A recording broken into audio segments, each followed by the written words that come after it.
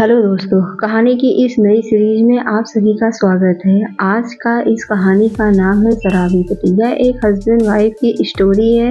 अगर आपको Hindi story, moral story या पति पत्नी की कहानियाँ पढ़ने का शौक है तो इस कहानी को पूरा ज़रूर पढ़ें। कहानी का नाम है शराबी पति।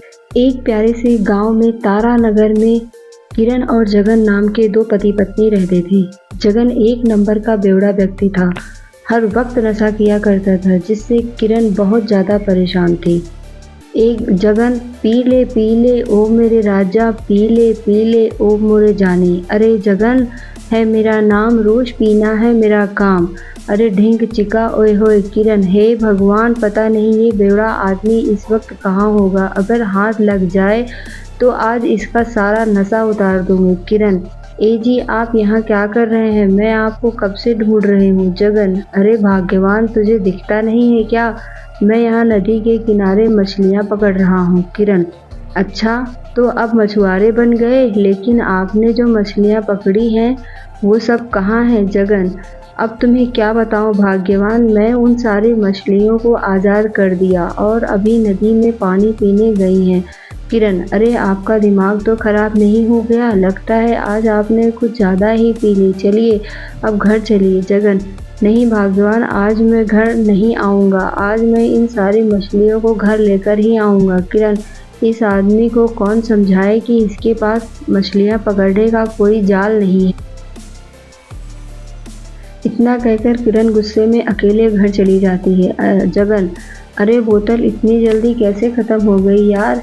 अब इस बोतल का इस दुनिया में कोई काम नहीं। जैसे ही जगन उस बोतल को पीछे की तरफ फेंकता है, तभी वो बोतल जाकर एक कुत्ते को लग जाती है और कुत्ता जगन के पीछे पड़ जाता है। जगन, अरे भागो यार, अरे कुत्ते मेरे पीछे क्यों पड़ गया? कोई बचाओ, कुत्ता काट लेगा यार मुझे। जगन किसी तरह अपने घर पहुंच जाता है। जगन, अरे भगवान मुझे बचा लो, नहीं तो ये कुत्ता मुझे काट लेगा। अरे कोई बचाओ यार। किरण, कहाँ है कुत्ता? आप खामखा डर रहे, यहाँ कोई कुत्ता नहीं है। जगन, बाप रे, आज तो बाल बाल बच गया। अगर कोई कहीं कुत्ता काट लेता तो 14 इंजेक्शन लगाने पड़ते। किरण, ए जी उठिए, देखिए तो सूरज सर पर चढ़ गया है और आप हैं कि उठने का नाम ही नहीं ले रहे। जगन, अरे क्या हुआ भाग्यवान, तुम मुझे सुबह सुबह मुर्गे की तरह क्यों जगा रही हो? चलो अब जाओ यहाँ से और मुझे सोने दो। यह कहकर जगन फिर से सो जाता है। किरण, हे भगवान, मैंने क्या पाप किए थे जो मुझे ऐसा आलसी और कामचोर पति मिला, बस दिन भर सोते रहता है। किरण जगन को बहुत जगाती है, लेकिन जगन उठता ही नहीं। किरण, लगता है ये ऐसे नहीं मानेंगे, अब भी टेढ़ी उंगली से ही निकालना होगा। जगन, अरे कोई बचाओ। अरे किरण, ये तुम क्या कर रही हो? मुझे बहुत तेज लग रही है। अरे किरण, मुझे छोड़ दो। किरण, बहुत हो गया आपका रोज रोज का, मैं अब आपको और नहीं झेल सकती। काम धंधा कुछ करते नहीं जिससे हमें 2 वक्त का खाना नसीब हो जाए। अब जाइए और कुछ कमा कर लाइए, और हाँ, पैसे के बिना इस घर में कदम मत रखना। जगन, अरे भाग्यवान, तुम चिंता क्यों करती हो? देखना एक दिन हम दोनों बहुत अमीर हो जाएंगे और दोनों दुनिया के जय जयकार होगी। किरण, तेवर तो ऐसे दिखाते हैं जैसे खुद अंबानी के बेटे हों। अब जाइए और जाकर कुछ कमा कर लाइए, नहीं तो आज आपकी खैर नहीं। फिर किरण गुस्से में जगन को घर से निकाल देती है। जगन, अरे अब मैं क्या करूं, मुझे तो कुछ काम भी नहीं आता और एक तो ऊपर से किरण ने भी मुझे घर से निकाल दिया है। ऊपर वाले, अब तो मुझे ही कुछ रास्ता दिखा। जगन रास्ते से जा रहा होता है कि कभी उसे एक वैद्य की दुकान दिखाई देती है। जगन, अरे वाह, ये वैद्य जी की दुकान है, यहाँ कुछ काम मांग कर देखता हूँ, हो सकता है वैद्य जी मुझे कुछ काम दे दें। जगन, अरे वैद्य जी, ओ वैद्य जी, अरे सुनिए तो, मुझे आपसे थोड़ा काम है। वैद्य जी, क्या हुआ, क्यों मेरा दिमाग खा रहे हो? क्या काम है तुम्हें मुझसे? जगन, वैद्य जी मेरा नाम जगन है, मुझे काम की सख्त ज़रूरत है, क्या आप मुझे काम दे सकते हैं? अगर आपने मुझे कुछ काम दे दिया तो भगवान आपको हमेशा खुश रखेगा। वैद्य जी, अरे नहीं भाई, तुम्हारे लायक यहाँ कोई काम नहीं है, चलो यहाँ से जाओ, मुझे अपना काम करने दो। फिर जगन वैद्य जी के पैरों पर गिर जाता है और उनसे गिड़गिड़ाने लगता है। जगन, वैद्य जी कुछ काम दे दीजिए, नहीं तो मेरी पत्नी मुझे घर में घुसने नहीं देगी। प्लीज़ वैद्य जी, मुझे कुछ काम दे दीजिए। वैद्य जी, अरे अरे, मेरे पैरों को छोड़ो और उठो। हे भगवान, क्या मुसीबत गले पड़ गई। अगर इसको काम नहीं दिया तो आज यहाँ से जाने वाला नहीं। जगन, वैद्य जी, आज आपने मुझे कुछ काम नहीं दिया तो आपके पैरों को नहीं छोड़ूंगा और यहीं बैठा रहूंगा। वैद्य जी, अरे उठो भाई, मैं तुम्हें काम देने के लिए तैयार हूँ, बस तुम कुछ गड़बड़ मत कर देना, नहीं तो आफत आ जाएगी। फिर वैद्य जी जगन को सब समझाने लगते हैं। वैद्य जी, देखो जगन, अभी कुछ देर बाद पवन और सुरेश नाम के दो व्यक्ति दवाई लेने आएंगे और नीले रंग की दवाई देनी है। हाँ, याद रखना, कुछ गड़बड़ नहीं होनी चाहिए, नहीं तो तुम्हें काम से निकाल दूंगा। जगन, अरे वैद्य जी, आप चिंता मत कीजिए, कोई गड़बड़ नहीं होगी। वैसे आप जा कहाँ रहे हैं? वैद्य जी, मुझे भूख लगी है, मैं घर खाना खाने जा रहा हूँ, कुछ घंटे बाद वापस आ जाऊंगा। यह कहकर वैद्य जी अपने घर पर खाना खाने के लिए चले जाते हैं और जगन दुकान को संभालने लगता है। जगन, किरण बहुत कहती है ना मुझसे कि कभी कोई काम नहीं कर सकता, आज मैं उसको दिखा दूंगा कि मैं जगन क्या चीज़ है। कुछ देर बाद पवन और सुरेश नाम के दो व्यक्ति दुकान पर आते हैं। सुरेश, अरे भाई, तुम कौन हो? हमने तुम्हें इस दुकान पर पहले कभी नहीं देखा। और वैद्य जी कहाँ हैं? जगन, मेरा नाम जगन है और मैं इसी दुकान पर काम करता हूँ।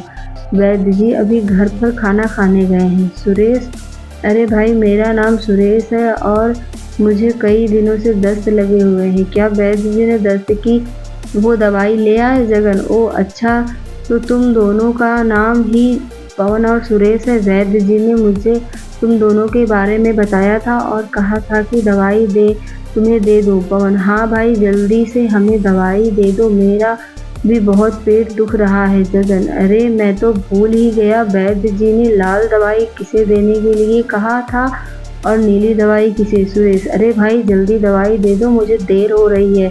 जगन, हाँ हाँ, 1 मिनट रुको, अभी देता हूँ। फिर जगन गलती से सुरेश को लाल की जगह नीली दवाई दे देता है और पवन को नीली की जगह लाल दवाई दे देता है। वो दोनों जगन के पैसे देकर दवाई लेकर वहाँ से चले जाते हैं। वैद्य जी, अरे ओ जगन, क्या सुरेश और पवन यहाँ दवाई लेने आए थे? जगन, हाँ, मैंने उन्हें दवाई दे दी है, ये लीजिए उन दवाइयों के पैसे। वैद्य जी, अरे वाह, मुझे लगता है कि तुम जल्दी ही मेरी तरह एक सच्चा और अच्छा वैद्य बन जाएगा। जगन, हाँ वैद्य जी, आप देखना, मैं जल्द ही सारा काम सीख लूँगा। सुरेश, अरे वैद्य जी, आपने हमें कौन सी दवाई दे दी? इससे तो दस्त बंद ही नहीं हो रहे, बंद होने की जगह और बढ़ गए। पवन, और मेरा केवल पेट ही दुख रहा था, अब तो उल्टी और दस्त दोनों चालू हो गए। पवन और सुरेश की बात सुनकर वैद्य जी बहुत ज़्यादा डर गए लगता है। फिर वो डरते हुए जगन से कहते हैं, वैद्य जी, क्यों रे जगन, तूने इनको कौन से कलर की दवाई दी थी? मैंने तुझे कहा था ना कि सुरेश को लाल दवाई और पवन को नीली दवाई देनी है। जगन, मुझे माफ़ कर दीजिए, मैंने गलती से इनको गलत दवाई दे दी, कृपया करके मुझे माफ़ कर दीजिए, मुझसे बहुत बड़ी गलती हो गई। वैद्य जी, तूने इतनी बड़ी गलती कर दी और तू कहता है कि मुझे माफ़ कर दूँ? तू रुक, तुझे अभी बताता हूँ। जगन, अरे कोई बचाओ, नहीं तो ये वैद्य आज मुझे छोड़ेगा नहीं। अरे पवन और सुरेश, मुझे पिटने से बचाओ भाई। पवन, अबे साले, तूने हमारे दस्त लगवा दिया और तू कहता है कि हम तुझे बचा लें, तुझे तो सूली पर लटका देना चाहिए। सुरेश, अरे वैद्य जी, इसको इतना मारो कि इसकी सारी अकल ठिकाने आ जाए। हाँ, और ये भूल कर भी ऐसा काम ना करे, मारो साले को। जगन, अरे वैद्य जी, मुझे छोड़ दो प्लीज़, मुझे छोड़ दो। और फिर जगन वहाँ से भाग जाता है। जगन, आज तो मैं बाल बच गया, नहीं तो वैद्य जी मेरी चटनी बना देते। आदमी, अरे भाई ज़रा हटना, मुझे इस पेड़ पर चढ़ना है। जगन, अरे भाई, पेड़ पर तो तुम्हें चढ़ जाने दूंगा, लेकिन तुम पेड़ पर चढ़कर करोगे क्या? आदमी, अरे तुम्हें इस पेड़ पर लगा इतना बड़ा मधुमक्खी का छत्ता नहीं दिख रहा है क्या? बस मुझे इसी छत्ते को तोड़ना है। जगन, तो तुम इस छत्ते का अचार डालोगे क्या? अगर तुम्हें कहीं मधुमक्खियों ने काट लिया ना, तो तुम्हें मोटू राम बना देंगी काट कर। आदमी, अरे नहीं भाई, इस छत्ते पर मधुमक्खियाँ नहीं हैं, मैंने कल ही सारी मधुमक्खियों को भगा दिया था और आज मैं इसका शहद लेने आया हूँ। जगन, अच्छा भाई, ये बताओ कि तुम इस शहद का करोगे क्या? आदमी, इस शहद को बाज़ार में बेचूँगा, इससे मुझे अच्छे पैसे मिलेंगे और मैं अपने घर खर्च आराम से चला सकूँगा। जगन, अरे वाह, ये तो एकदम लल्लन टॉप आइडिया है, मैं भी मधुमक्खी के छत्ते में हाथ डालकर बहुत सारा शहद निकालकर उसे बाजार में बेच दूंगा। जगन हर जगह ऐसे पेड़ को ढूंढने लगता है जिस पर मधुमक्खी का छत्ता लगा हो और कुछ देर बाद उसे एक पेड़ दिखाई देता है। जगन अरे वाह, इस पेड़ पर कितना बड़ा मधुमक्खी का छत्ता लगा है। अगर मैंने इस छत्ते का शहद निकाल दिया ना तो मेरी अच्छी कमाई हो जाएगी। जैसे ही जगन छत्ते को तोड़ने के लिए उस पेड़ पर चढ़ता है तभी उस पर उनके पास सारी मधुमक्खियां आ जाती हैं। जगन अरे बाप रे बाप, ये मधुमक्खियां कहाँ से आ गई? अरे कोई मुझे इन मधुमक्खियों से बचाओ। अरे हाय, मेरी तो कमर ही टूट गई। हाँ, काट लिया। अरे मम्मी रे, अरे पापा रे, अरे मामा रे, फूफा रे, कोई तो बचाओ रे। जगन कई सारी मधुमक्खियां काट लेती हैं। जगन भागते भागते अपने घर पहुंच जाता है।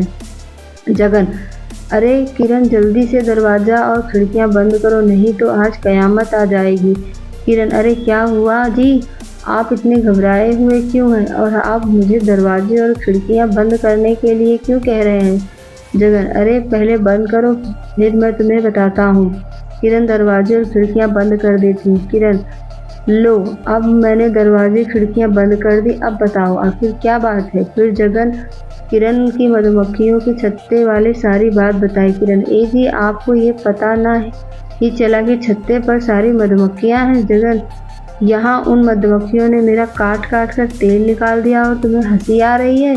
किरण अरे हंसू नहीं तो क्या करूँ, आप काम ही ऐसा करके आए हैं जिसे सुनकर मेरी हंसी बंद ही नहीं हो रही है। जगन और किरण आपस में बात करते ही रहे कि तभी तेज हवाएं चलने लगती हैं। घर की खिड़कियां दरवाजे खुल जाते हैं और सारी मधुमक्खियां घर के अंदर घुस जाती हैं।